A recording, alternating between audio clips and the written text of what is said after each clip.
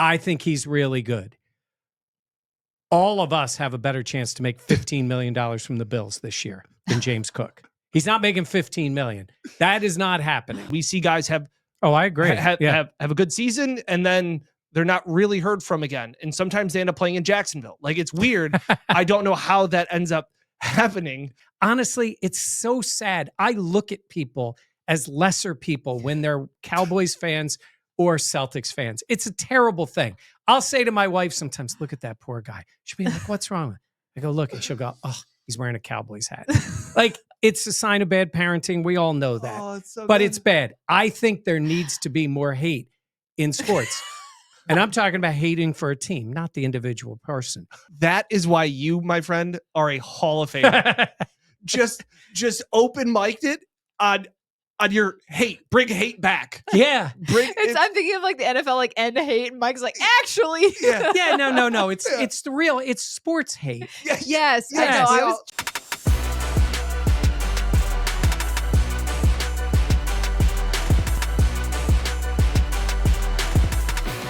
This is the Buffalo Plus Podcast, brought to you by Connors and Ferris. All right, welcome back to the Buffalo Plus Podcast, presented by Connors and Ferris. Mike Catalana, Dan Fates, I am Jenna Cottrell. Please be sure to like, comment, subscribe, and share. A lot to talk about in this episode. A lot of guys entering the final year of their contracts. You might know a couple. James Cook, Terrel Bernard. James Cook's been making some headlines. Yeah, so we got a lot to talk about because there's plenty of players that have been impactful for this Bills team that are looking to get new contracts. Some maybe a little bit louder than others. But let's start with James Cook, because this past week, he did the social media scrub of taking the Bills out of his Instagram, all that stuff, Twitter, X. This league, he had an Instagram Live where he pinned his own comment that said $15 million a year. So there's that. I like James Cook a lot as a player. That was such a poignant pause. His historic humps. Timing. James, let's talk here a bit. It's February. You'll have more leverage later. They have the draft. They have free agency. It's way too early to be scrubbing your Instagram. You save that for later. You know, that's the way I look at it is, and I think he's really good.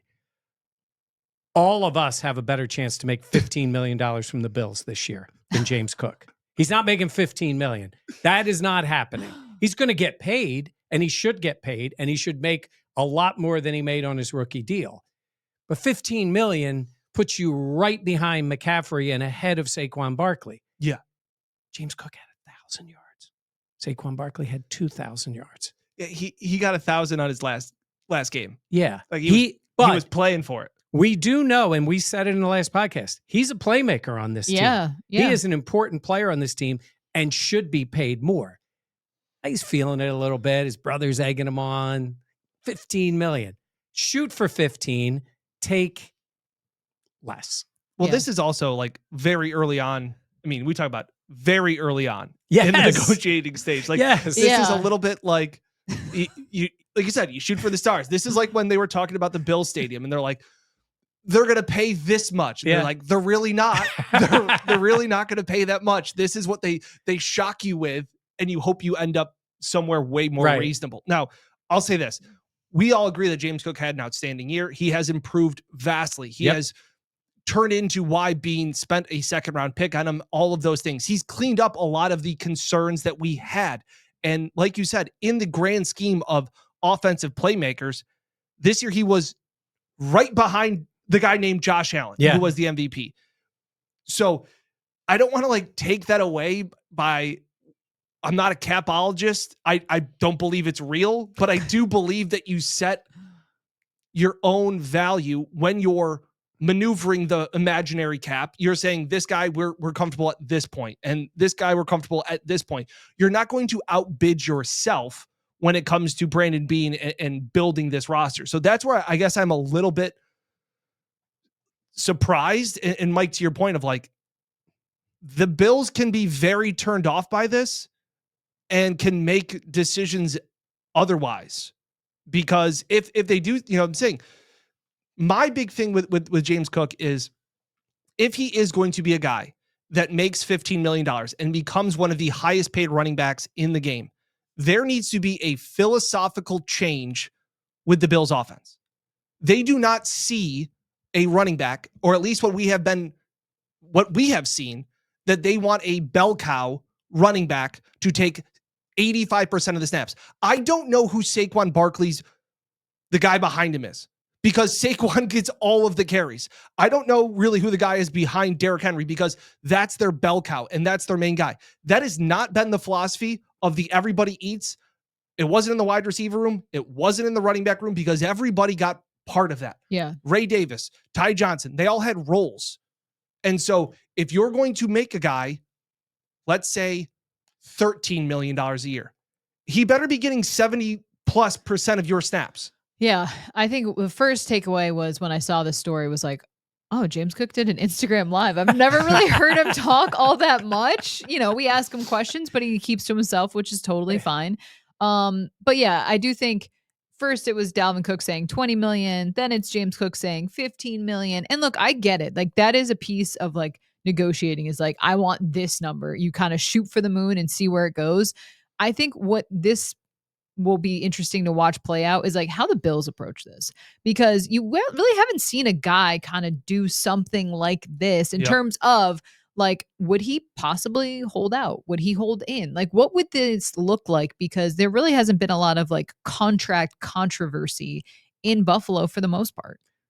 I agree with you. And but even that was like, I wouldn't call that like a controversy. It was just like, how will they play? Like, how will this go? Him like taking away, the Bills from his Instagram. It's silly stuff. Like it's this league. It's 2025, but it seems trivial, and I totally understand why people think that way. But it's like, we really just haven't seen someone be so adamant and upfront about, this is what I expect and this is where I'm setting my number. I guess I just look at it as these are cards people play to get a little attention to it. The Bills are well aware of what James Cook's contract is. Now, it does escalate this year because he met certain factors. I think he's up to $5 million this year. And explain to our listeners this, because you were even coaching us on this. Mike's more of a capologist because of your nephew. Yes. It's about players that are drafted from the 2nd to the 7th round have certain parameters they hit, and there's level 1, level 2, level 3 in going into the 4th year of a deal. So all of these guys have hit them. It is a great draft. Like Bernard, Shakir. Yeah. You could, it was Beane's best draft, you could argue. And Benford. Yep. So you look at it and go, they're all getting bumped up this year in the final year of the deal because they've met it. It's about, they've played like starters. They've outplayed their draft status, even in the 2nd round. I mean, they've played like pretty much like first rounders. So it's fixed into their contract. So what their original base salary would have been entering year 4 is now altered, not because of negotiations with the team. It is built into the contract through the NFLPA. Yes, it was from the 2020 agreement. Okay. And so you look at that and you say, well, the number's going to go up, which I think would also incentivize a team to say, okay, if we're going to do a longer term deal, this is the time to do it. Yep. Yeah. Because the number's going up. Now you work out a deal, the amount of guaranteed money, the average per season. And listen, I know it really, honestly, I don't think, Brandon Beane's looking at his phone going, I can't believe this has happened. I don't think they react like that. I think they know a certain place they want to be. It's a guy going into the last year of his deal. That's when a player should be looking for his new deal. It's the NFL. Yeah. Like you should be. He has the next option, which would be a year from now, which when the team would say, go out there and find something. At certain positions, you get out there on the open market, you're getting paid. Yes. Yeah. I don't think running back is that position. Certainly not where somebody is going to be like, think about it. Some people laughed when the Eagles paid what they did for Saquon Barkley. Sure. Well, obviously he had an incredible season. Yeah. But if anybody would have thought he was going to do that, then the salary ended up being fine. But it's a lot of money to pay a running back in this world. We've talked about it. It's the same amount of money that Gabe Davis gets paid as a wide receiver on the open market. Khalil Shakir is going to make a lot more money than James Cook. Yes. Yeah. That's the way it works. Christian Benford's going to make a lot more money than Terrel Bernard. Yeah. it's by position. That's the way it goes. It's now, position in the world in the league that they're in. Yes. I do get a kick out of it when they're like, this middle of the road MLB player made more than Babe Ruth. And you're like, yeah, I'm aware. Yes. This is, let's also factor in context of what this is. Babe Ruth also had one of the all-time great lines. They asked him about making more money than the president of the United States. And he said, I had a better year than him, it's very good. That's good. He was awesome on Twitter. Babe was good on it. Yeah. Beer, hot dog, and he's tweeting. That's it. But this is the way it goes. I don't want to make too much of it because the season just ended, right? And it is, but it is kind of funny to set these things of like, scrubbing the Instagram. And I don't see James Cook as that guy anyhow. Well, some of this could also be from his management team and things like that. We wanted to get into this topic. Mike was like, well, let's also talk about other players too. And Jenna and I were like, is James Cook. Like we thought we could possibly do a whole video on James Cook because, comment in what your thoughts are on James Cook's antics, his request for $15 million. What do you think? I think this is a talking point as soon as the season is over. Maybe that's why it's still striking some a nerve with some fans of like, oh, come on, you can't do this, because some of them are like, hey, James Cook's great. Other people are like, screw James Cook. Like they're somewhere in the middle. And I'm not going to be somebody on a podcast saying somebody's whatever they're doing to get their money is wrong when you and I are not fighting over millions of dollars in our contracts. I want to ask Jenna to arbitrate this because I was going to say to Dan, I didn't find them as antics or talking points yet. I think it's like an Instagram mention, and I get where it is. I don't see him drawing a line in the sand and he's, okay, look in Cleveland. He said, I'm asking to be traded. I'm not saying James Cook is. There's nothing ambiguous about that. It's like $15 million. Yeah, I love that. How far do you think this is? Do you think this is like... Take him to school, Jenna. No, I'm just like, this isn't an antic to you then? I guess I look at it and say, they probably haven't even started talking contract yet. It's February. The season just ended. So you think Beane's like, no problem? No, I think he's looking at it going, okay, we'll talk to the agent. Let's see where we are. It's not like they've already been going and going and going, and now we're into, May, and you're like, what are you doing with James Cook? We haven't even gotten started yet. I think it's, if you really feel that way, and like you're putting that out there already, I think these negotiations are going to be tough. And I think he's still a running back. As good as he is, he's a running back. And I don't see this team. The reason I wanted to bring up the other guys is because one guy's a corner. You already have it with a defensive end, and you have the guy who calls the plays on your defense. And your defense needs a lot of work and needs a lot of money and a lot of draft picks spent on it. I'm prioritizing that corner, and I want that linebacker back on a good deal. And Shakir was really impactful for them. I don't think it's at a position or a place where it's going to make Beane go, oh shit, what are we going to do now? I think we've seen that just from running backs in general, like the market that there is. I think Saquon and other guys have made it like you can have a guy that's really impactful and look what that can do for your team, like a Derrick Henry or Saquon. But I'm kind of surprised that you're right. Like it's so early on in the process to be like 15 million.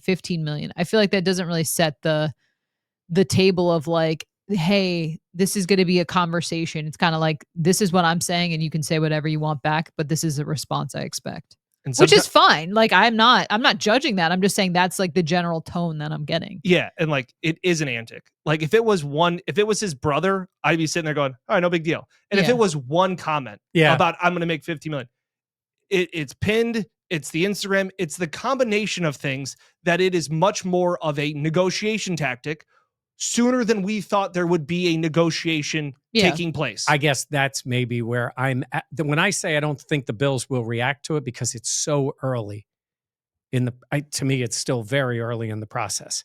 I think we all agree. Yes. Yeah. So I'm saying is it would have more impact later. And there's no deal done. And he's like, this is what I want. And even if the negotiations start that way, his projected amount is 4 years, $40 million. I don't know how much of that would be guaranteed. That seems to fit. I think that's a perfect deal. Where it is. Yeah. He's up to 3.25, maybe a little higher than that this year with what the amount would be. And I think they can work it out. He was 16th in the league in yards, 19th in attempts. Yeah.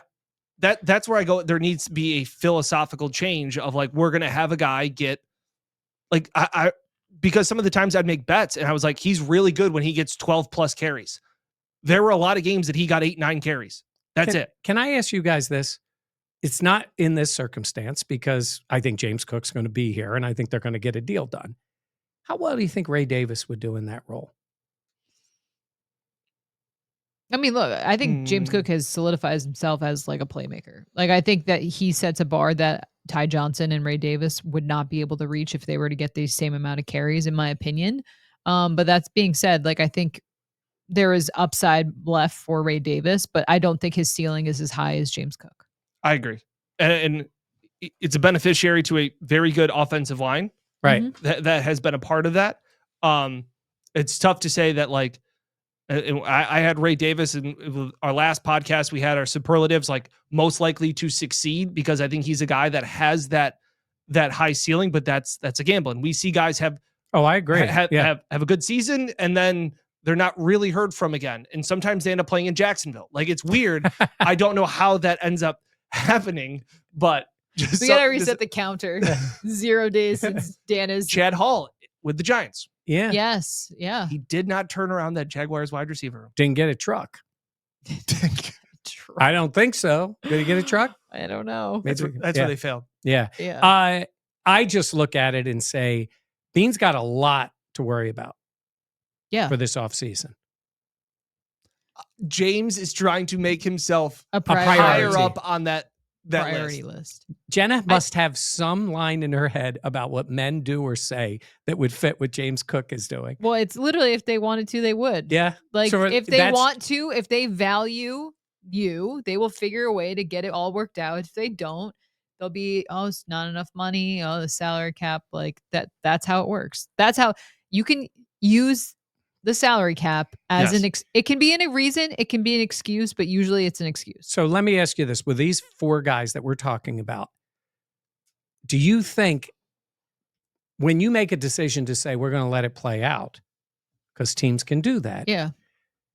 That's a little risky. It can absolutely sour the relationship. And you're not always in this position. Credit to Beane, where he's got 4 players from that draft beyond the first round that are all in a position to... Definitely not the first round. Right. So, right. But I'm saying to him, you're in this spot. There's no 5th-year option on these guys. Right. So you're going into the final year of all players that you would want to bring back. Yeah. And that doesn't always happen. It certainly hasn't happened where you've got 4 of them that you're like, damn, you really want them all back. Mm-hmm. They've outplayed their draft status, I would say.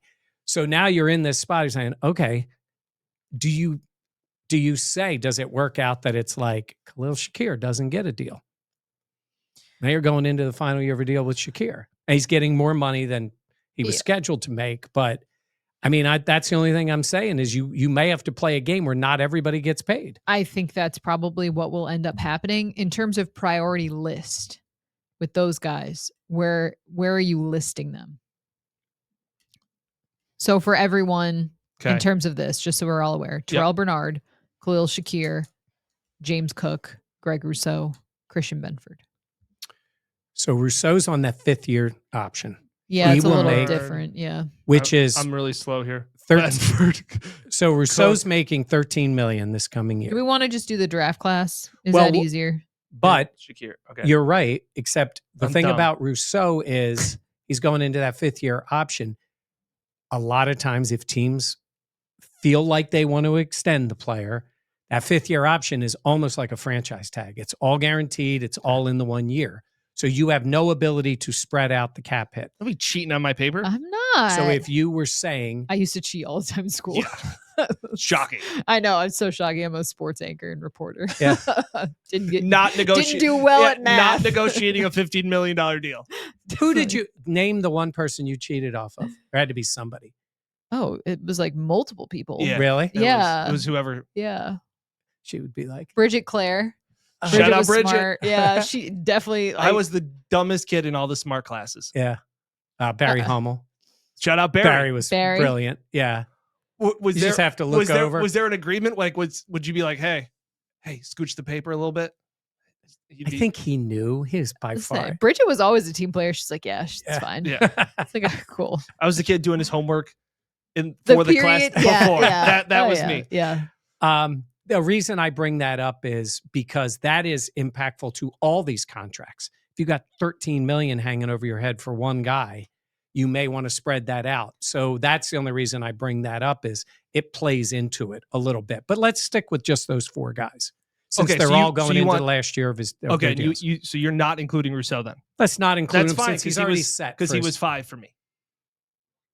Well, they're already paying him $13 million. Yep. So they've made a commitment there. Okay. Bernard, Shakir, Benford, Cook. That's your list? That's my order. I would go Bernard, Benford.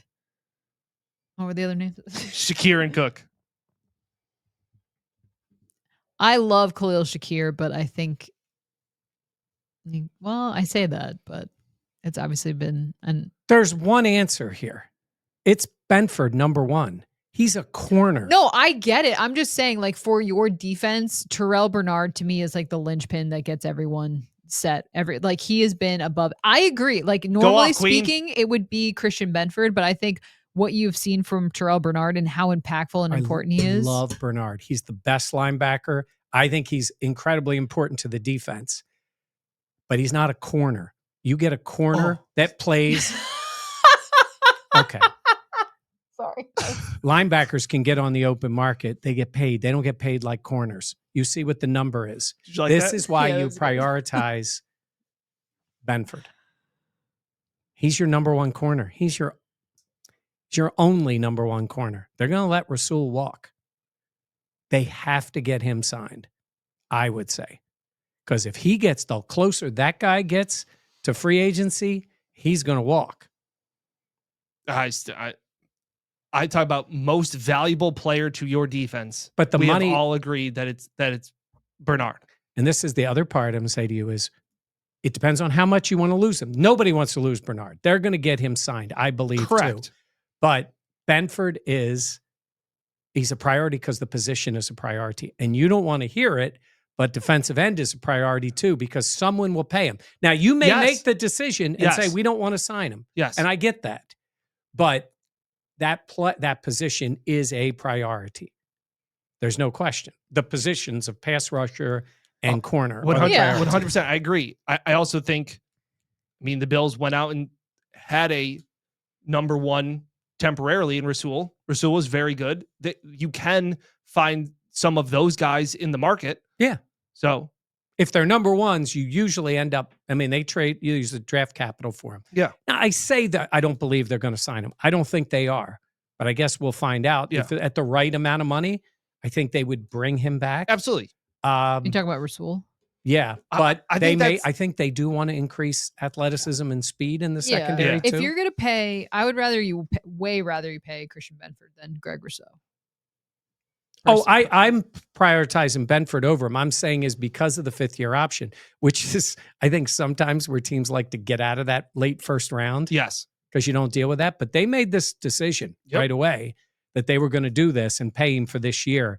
It's probably the smart thing. It's almost like a smaller franchise tag for the year. Yeah, and I think you are right. Like, I'm a big Benford fan, and so maybe it is 1A and 1B to me. Those are the top of the list of guys to get done. One, because of the value, like you said, you're right. Value at the position, and then value to the team and the linebacker, the unit. I think is massive. You've seen what they're like when he's not out there. I love the player, and I just when you look at the projections, and you just know there's so many teams around the league that would say, I need a corner, I need a corner, I need a corner. Yeah. That's totally fair. Yeah. I hear you. I think specific to the Bills, what Terrel Bernard brings, it would be really hard to replace a guy like that. It's also very hard to replace a Christian Benford because I think sometimes you take for granted because he's so good that you're like, go Cats. Yeah, Villanova. Yeah. Yeah.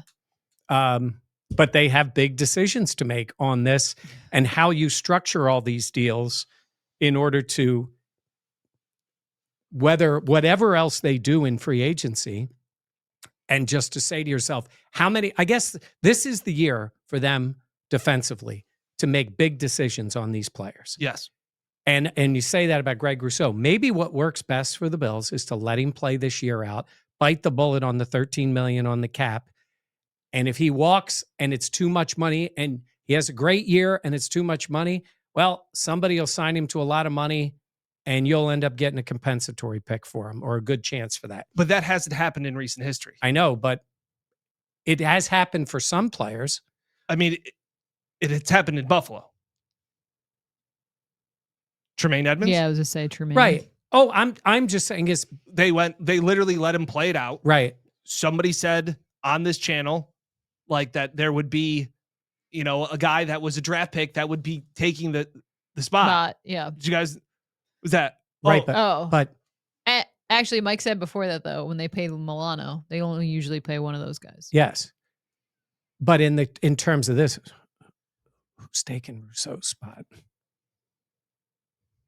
That's a bigger problem for Beane to figure out. Well, that's what I'm saying. That says a lot about a lot of things. So that's where... And by the way, in fairness, Dan knew before McDermott or anybody else because they weren't sure on Bernard until they got him out on the field. Remember that? It was like... Him and Tyrel Dodson. Yeah. Isn't that crazy? Yeah. And then Beane was like, hey, remember what Dan Fate said a year ago? And he's like, and Sean was like... You flipped the mug. Damn right. Let's go with what Fate said. He's like, hey, this idiot on Buffalo Plus has been firing some hot takes. Let's give this guy a shot. Do you have any for the upcoming season, Dan? I don't know. Your way too early hot take? No. Maybe that's next. Are you maturing? Okay. No. So we're back and forth here a little bit. Did you guys both have Benford too? Yeah. Yeah, okay. 1 or 2. And then I think we all have Shakir over Cook. I love Khalil Shakir. We all have that. We're all saying that he is a vital player to the wide receiver position because I agree, but they need somebody above him and below him. Yeah, I agree. He's like that 2. Yes. Right? It'd be nice if there was a tight end that they also have that could also help elevate Shakir. I heard that's Josh Allen's fault. That's right. Yeah, that's no, Jenna. The numbers tell you Josh throws balls. Shitty passes to one guy on the team. Right? Go off, King. Well, he's the only guy that gets the uncatchable balls. Everybody else Matt Collins looked like a second-round draft pick 2 years ago. Yep. Khalil Shakir, fantastic, right? But when Josh was throwing, he's like, screw Kincaid. I'm flying this one over his head. I also saw some takes that like Joe Brady needed to get him more involved. And I was like, it's funny because if you catch the ball, it does come your way more often. Matt Collins enters the chat. All Josh Allen's fault. Yeah. He wasn't great this year. And I don't want to say like he will never be great because that's not the case. But I think it's okay to say like I was disappointed in what I saw this season. You meant in Josh Allen throwing uncatchable balls. Yes. No, but I meant in men. Oh, yes. I'm kidding. Oh, I've been told all the joke, time. It's people. like when we criticize, it's like, and let me tell you something. You got to go deep as a Bills fan to be criticizing Josh because a lot of people don't criticize Josh for anything. Yes. And now you're going to say this is why tight end 1 in their depth chart didn't have as good a year. It's because of the MVP quarterback. Yes. Okay.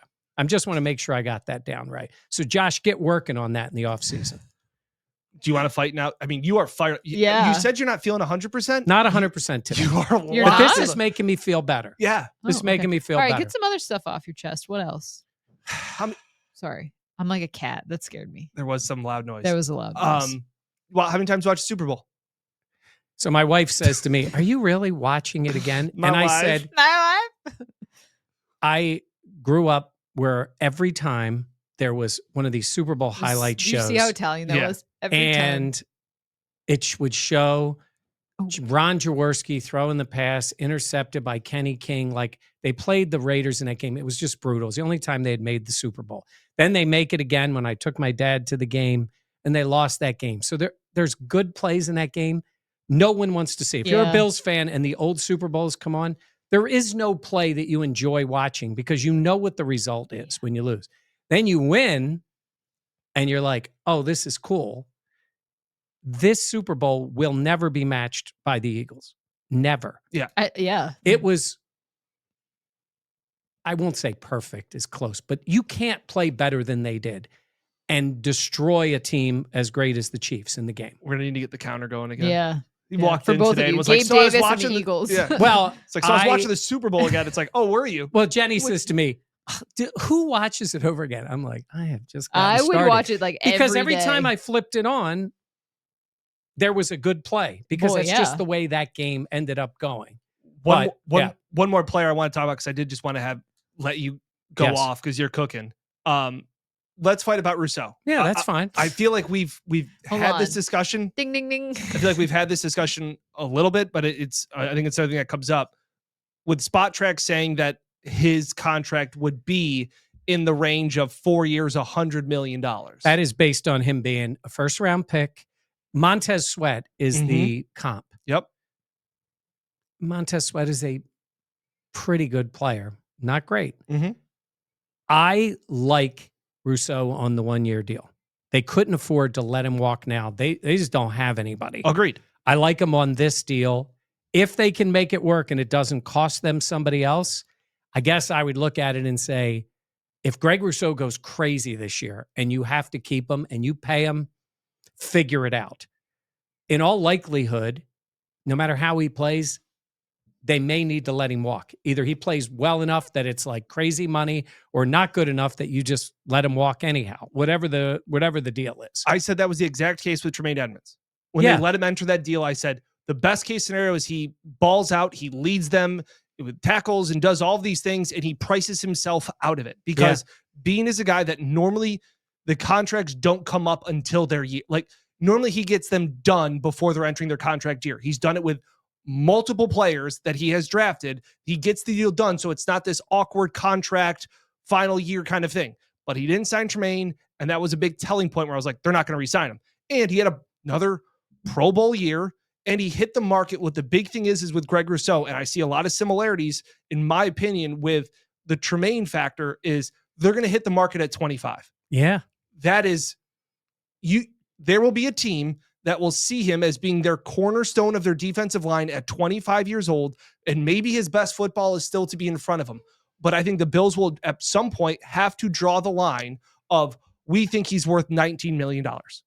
And there will probably be a team that says he's worth 22, 23. Yeah. And I agree with all that you're saying there. I just think he has the potential to be better because he is young and developing still.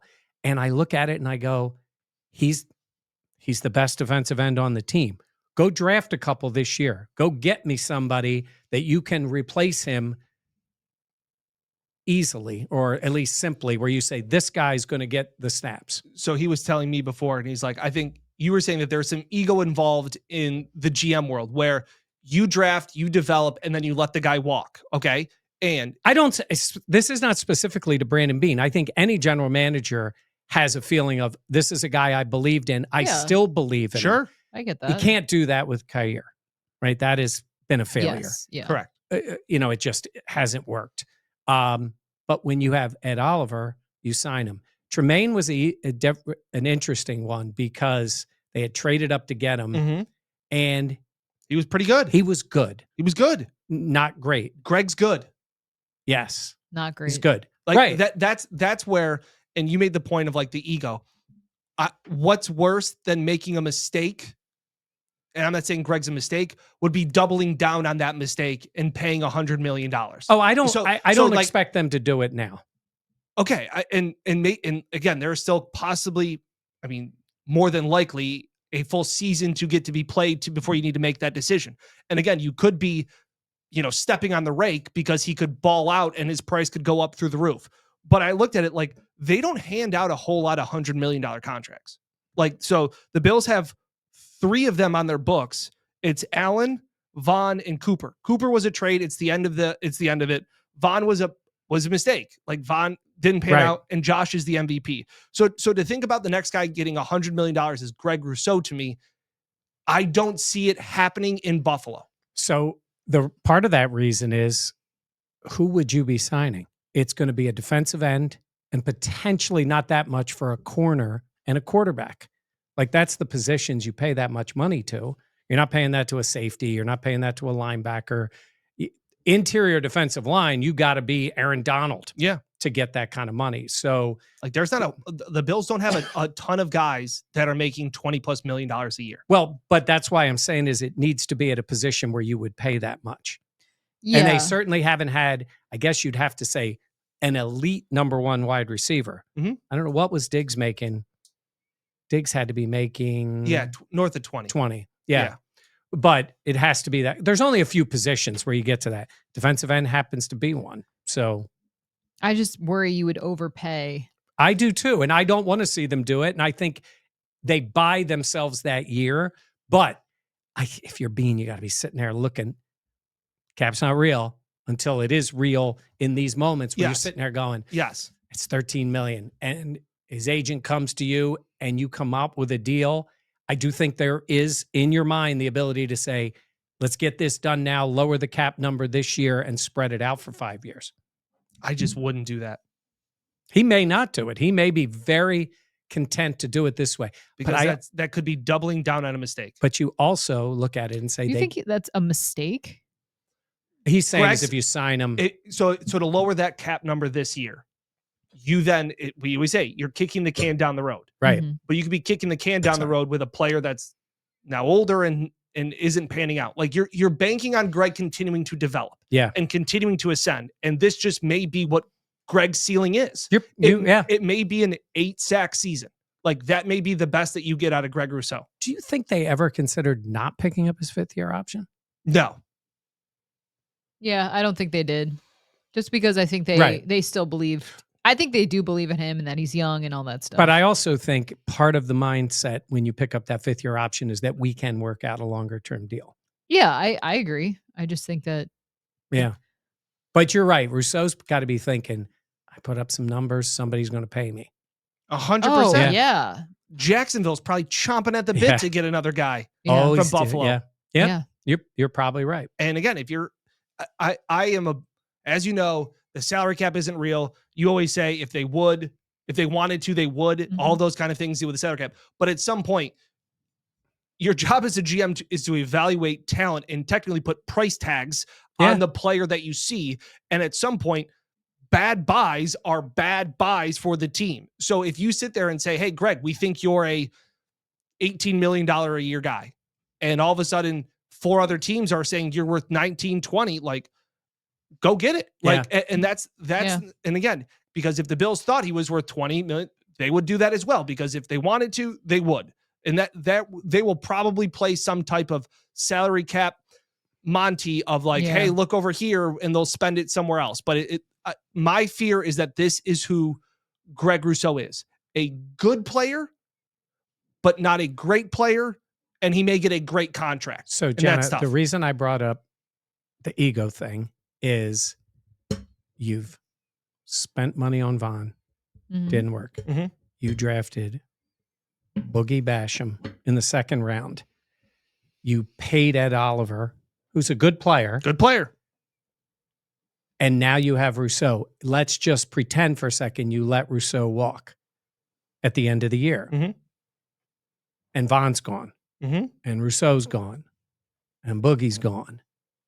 You better have somebody to play those positions, because you're going to have to go out and spend that money. Like, you know what I'm saying? It's you're going to have to go out and spend. It's funny. Sweat from the Eagles, who had the incredible Super Bowl, somebody's going to overpay him. He's a good player. Honestly, during the year, Greg Rousseau was as good as him. He picked a really good time to go out and ball out 2.5 sacks in the Super Bowl. So helps. Somebody is going to pay him going out onto the market, and it's going to set that number high. But I just think he's got to prioritize, because that is the position that has to be the biggest headache for Beane, because he spent the most money and spent the most resources, and you're still trying to figure it out. Yeah. Do you think in the draft You think early rounds they go that too? D tackle, D end. Oh my! I'm so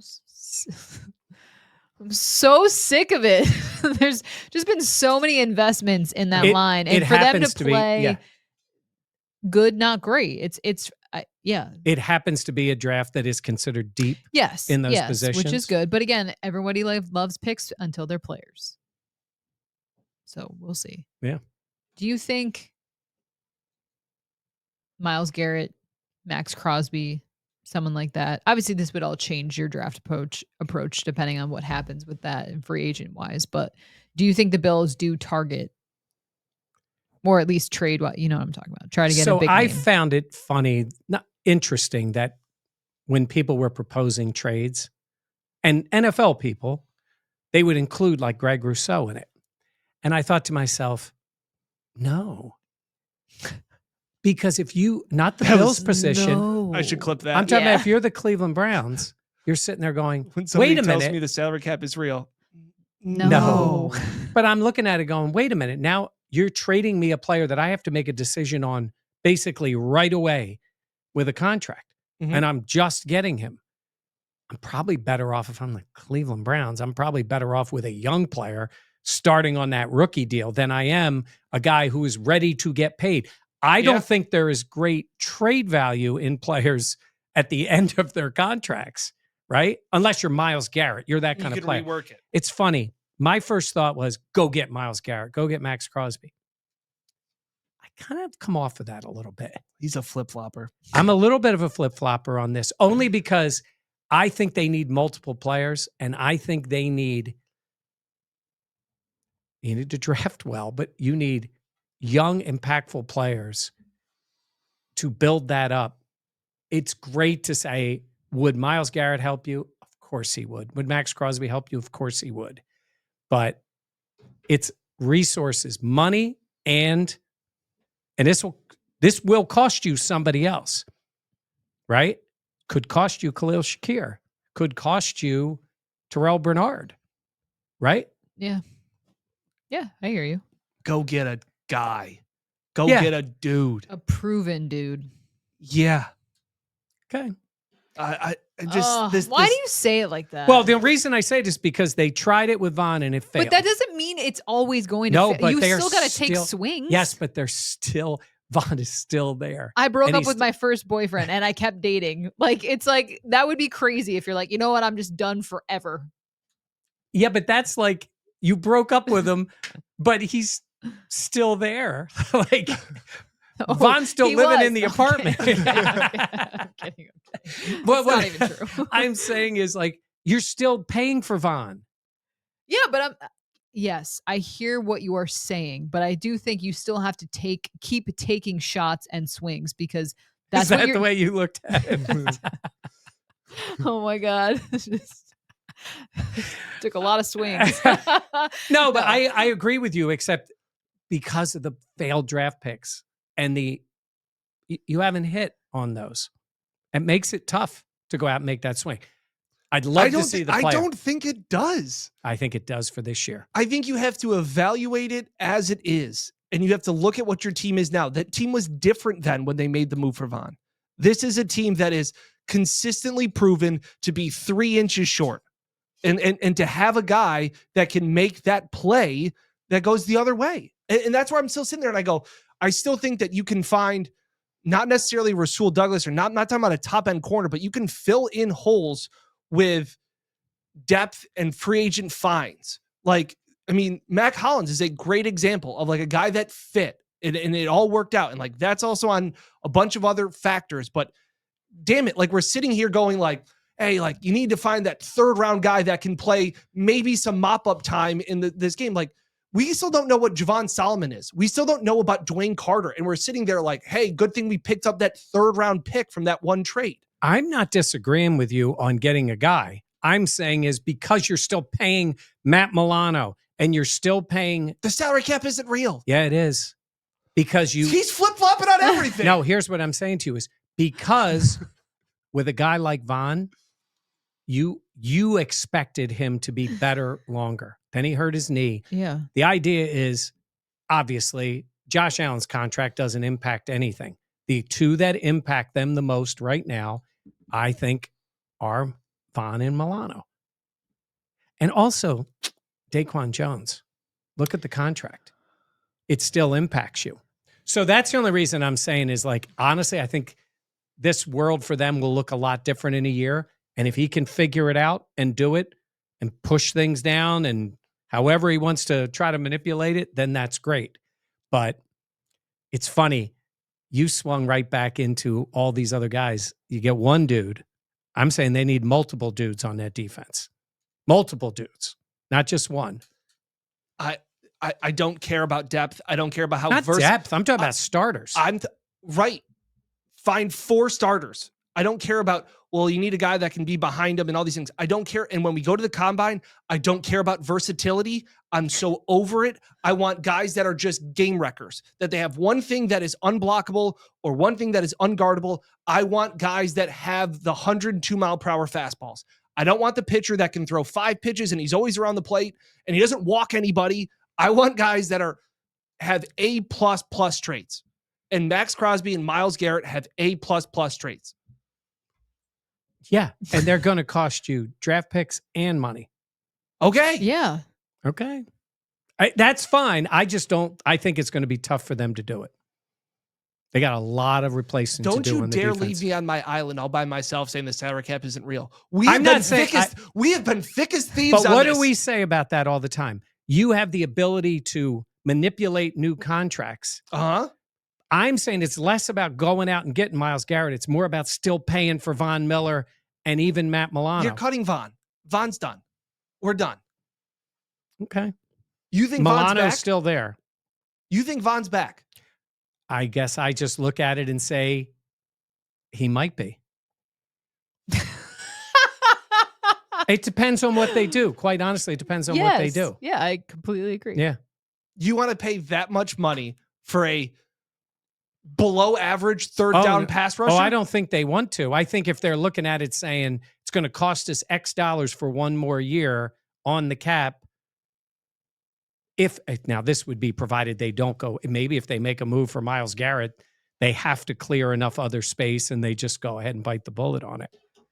I don't know. I just look at it sometimes and I think they need multiple new starters on that defensive side of the ball. Yeah, I agree with that. And Myles Garrett, Max Crosby make you better right away. It's just, can you get the other guys too? You want dudes on that team too. I want dudes. Is Rousseau Douglas a dude? I don't think anymore. Is Daquan Jones a dude? Nope. I don't think anymore. Is Greg Rousseau a dude? Nope. I don't think so. Is DeMar Hamlin a dude? Nope. But what are you getting at with that? I say this is because even Von was just a free agent signing. This is multiple draft picks and the free agency. And you failed on some of these other draft Everybody picks. loves the picks until they're players. Well, they made these picks and they're all good players. The 4 we're talking about re-signing. Yeah, you can and find then a quarterback. was the one where right. And you can find quarterbacks in the 6th round, like Tom Brady. No, I'm saying don't give up that 6th round pick. But I will say, if you have a dude, it makes everyone else better too. Yeah. Like especially D-line. Okay. Hey, I mean, if he does it, I'll be all in on it. And you're not. back. You're not allowed to be all in on it. You're not allowed. Do you think he does? No. Do you think he does? Yes. Do I want him to? Yes.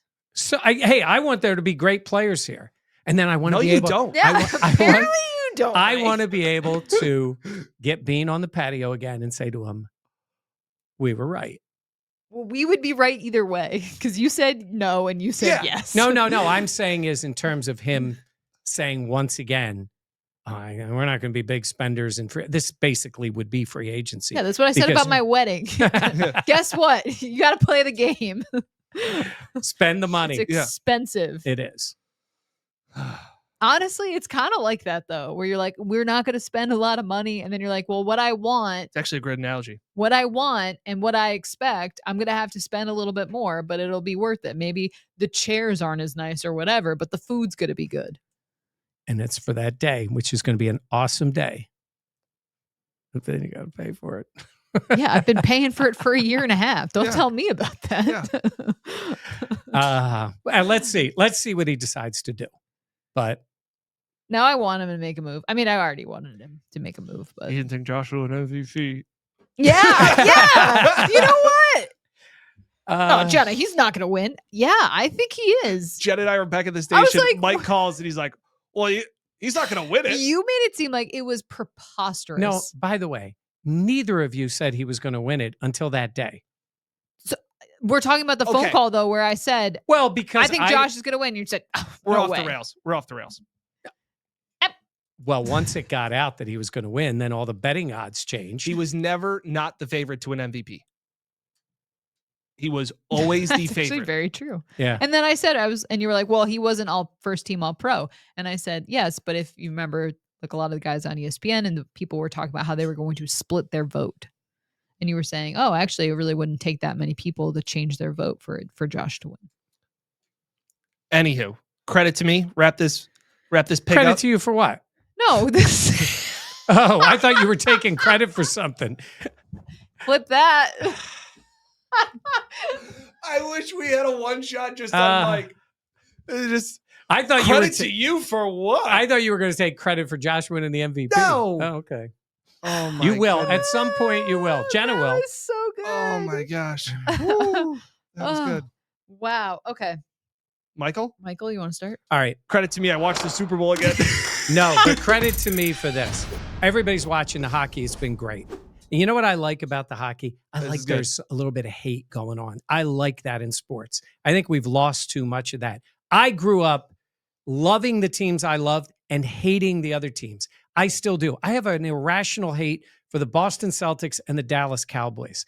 Honestly, it's so sad. I look at people as lesser people when they're Cowboys fans or Celtics fans. It's a terrible thing. I'll say to my wife sometimes, look at that poor guy. She'll be like, what's wrong? I go, look, and she'll go, oh, he's wearing a Cowboys hat. Like, it's a sign of bad parenting. We all know that. Oh, it's so but good. It's bad. I think there needs to be more hate in sports. And I'm talking about hating for a team, not the individual person. Too many people just love everybody and they follow sports. They follow the player. They buy jerseys of players on other teams. It's fantasy football and all that. There needs to be more of that in sports. Get back to where you despise it. When you're a Bills fan and Thurman Thomas signed with the Dolphins, you were sick to your stomach. Not only was he gone, he went to the Dolphins. That's what needs to be in sports more. And I love seeing it in hockey. I love seeing it with Canada and the U.S. They're going to play again on Thursday. I think we need more. I think we've gotten too far away from that. That's what makes sports fun. That is why you, my friend, are a Hall of Famer. just open mic'd it on your hate. Bring hate back. Yeah. I'm thinking of like the NFL, like end hate, and Mike's like, actually. Yeah. No. It's the real. It's sports hate. Yes. I know. I was but joking. it's also but like, it's funny that if you were to write down your the words that you just said, obviously there's context. It's really funny to be like, it's okay to hate Cowboy fans. Listen, the Chiefs have been incredible, but I've gotten so sick and we've all got watching them win and win. It's because they're really, really good. Absolutely. I enjoyed seeing them lose so much. Oh, it was borderline with enjoying seeing the Eagles win. It was that good to see them lose because of the Bills and because of all that we've seen. I think that's good. I think it's good for sports. Yes. And I think it makes people buy into their sports and the product more. Yeah. Because it's not like, I won't draft a guy from the Cowboys in fantasy football. No, I don't want to root for him. It's kind of what is the best thing about college sports. Yes. Yeah. Because you hate the college. You don't hate, you hate the player, but it's because of the jersey, the color that they're wearing, the university they attend. You know what freaks me out a little bit is, and maybe it's changing now because of that, but I had friends of mine that were like Penn State fans and they would root for the conference. Oh, I'm not a fan of that. Yeah, that's kind of weird. I think maybe that's changed a little bit. Like, how could you root for Ohio State? After that's how you pretzel your way into it after they win. You root against them. And then when they win, you're like, hey, we're still part of the best conference. Yes. But you don't root for them during the game. The back door, well. Yeah. Well, actually. Yeah. While I'm here on the Bills hate meter, it's Chiefs 1, right? Yeah, there's nobody in the division that's even. Yeah. I don't even know. Who's 2? There's more bad blood versus the Jets. Yes. because the Dolphins, it's not a rivalry. It is picking on your little brother. But it's weird with the Patriots because they were so much better than the Bills. Now the Bills are so much better than them.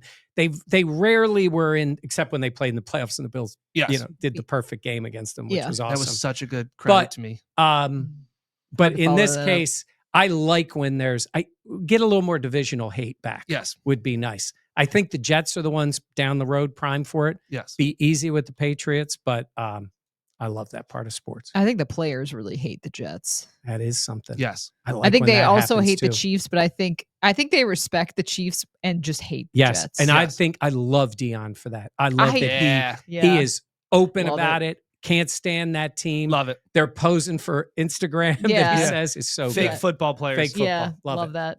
Do you want to go? It's I so hard I to don't follow wanna- up. I'll do it because mine's simple. You actually have a good one. I finished a home. do? Yeah, I like yours. I finished a home project that's been on the list for like 2 months. That feels so crossing that off the list. Yeah. So credit to me. I grouted the bathroom tile of our backsplash. Grouted. And there's Can you spell grout? Nope. No, yes, you can. No, I can't because I had to Google how to do it. And it was like, what are you saying? Because it was like you misspelled it in Google. Google's like, what? Yeah. It was like I had GROUT. It's UT. Right. And I had OOT. And then but like nothing was coming up. Greg Rousseau. So, right. No, but it was you like secretly love Rousseau. No, he's your favorite player. No, but it was like, okay, I didn't get what I was like. Backsplash bathroom tile. And it was like, oh, you mean grout. And you're like, yeah, there it is. I'm trying to fix this Groot in my house. Yeah. And it was behind the bathroom like faucet. So like we had our contractor put in the tile and I was like, well, I can grout it. It's not that tough. I don't like when my wife sits over my shoulder when I don't know what I'm doing. And she's like, are you sure you're doing that right? Yeah. I just wanted to be like, go to any other place in the house. But it's that thought of you're smearing this stuff all over the place and it looks awful. And she's like, are you sure you're doing this right? No, I'm not. And I was like, it said it's supposed to be the consistency of creamy peanut butter. And she's like, that's not creamy peanut butter. And I was like, this is what it is. She's like, are you supposed to be using this tool and that tool? I don't know. But it's oddly satisfying to take the sponge and wipe it. And it looks good. It was like, it's pretty cool. At any point, did you turn to Renee and say, well, why don't you just do it? No, you can't do that. No. There's no coming back from that. She did that the other day though. She's like, hey, can you take a look at this vent? We had new drywall put in one of the rooms. And I went to go look at the vent because she's like, it's wobbly. And I was like, wasn't this the one that you put in? And she's like, yeah, because she was impatient. Oh, that's me. Yeah. She didn't match the screw holes, so she just put the one screw through a drywall.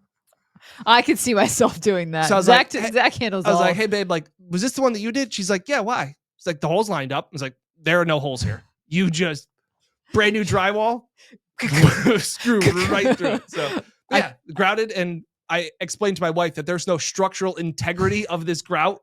Like, it's the tile adhesive that sticks it to the wall. So if this falls off, it's fine. It's not going to hurt any of the kids. Structural integrity. But yeah, so I just pictured Dan typing in Groot. Yes. I feel like grout's pretty, it's like trout, grout. Like, I don't know. That would be a good Wordle word. Sorry. Do you guys Wordle? Nope. Okay. Remember we did, I didn't know anything about Wordle. Yeah. Wordle's fun. Yeah. Okay. My credit to me is I'm going on vacation in Florida next week, and the sun is supposed to be there. If you live in Western New York, if you're around Western New York, if you live in the Northeast, you've probably talked and seen how bad this winter has been, and it's been brutal. So I'm very excited to be on a beach with a drink in hand. And if you see me in Florida next week, no, you didn't. That's great. I'm glad you're going. We have not had winter for a few years. Yeah. We're in Rochester. Buffalo it's down the road. It gets way more snow than we do, like crazy amount. But this winter, it's been a lot. My driveway is an ice rink. It's terrible. Yeah. The snowbanks. It's hard to even see around. Yeah. Yeah. It's a lot. It's been brutal on my car too. By the way, I saw in places like towards like Montana and all that, it's like wind chill of 50 below. Like, I think ours is bad. And then I'm like, oh my God. It's supposed to get cold this week. I can't even imagine what that's like there. That's just brutal. Well, good for you. You would well-deserved trip. You guys are also going to the Combine? Yep. Yeah, we're going to Indy. Yeah, beautiful this time of the year. Well, you know what would be beautiful? St. Elmo's, baby. How many reservations we are have booked? two. We have two. We know we're going to one. We know we're going to one. You just can't. You can't. We're not giving mistake. up that. Yeah. Maybe next year we can all go because I want to go back to Elmo's. I'm going to auction off that second one. She has always said she doesn't like the Combine, and now that we've talked up Elmo so much, she's like, I might go back to the shrimp Combine. cocktail is banging. Yeah. And I don't really eat steak often, but when I eat steak, I want it to be a really good one, and that's what St. Elmo's is. A pretty damn good one. Yeah. Okay. This was a wild podcast. Yeah. All right. I love getting that hate out. All right. For Mike Catalano and Dan Fades, I'm Jenna Cottrell. Thank you for watching. Please be sure to like, comment, subscribe, and share. We always appreciate it. We'll catch you next time here on the Buffalo Plus channel presented by Connors and Ferris.